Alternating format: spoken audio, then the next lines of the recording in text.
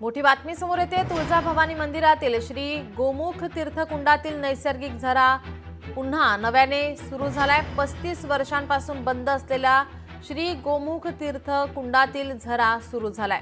तुळजाभवानी देवीच्या भक्तांमध्ये आता आनंदाचं वातावरण पाहायला मिळतंय।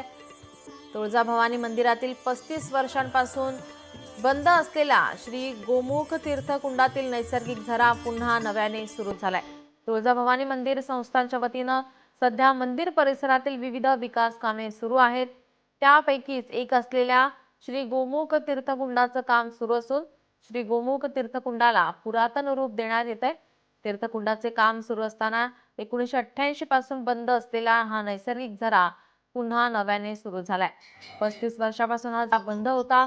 पाण्यातील क्षारामुळे झऱ्याचा नैसर्गिक मार्ग बंद झाला होता। 35 वर्षांपासून बंद असलेला हा झरा पुन्हा एकदा नव्याने सुरू झालाय। त्यामुळे आता तुळजाभवानी देवीच्या भक्तांमध्ये आनंदाचं वातावरण आहे।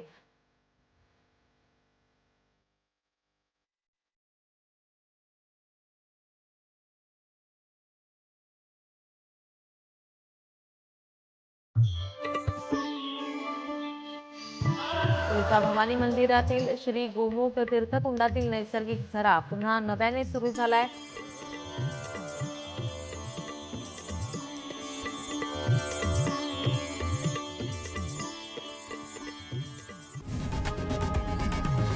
लोकशाही मराठी ऐका, पहा, जागरूक रहा।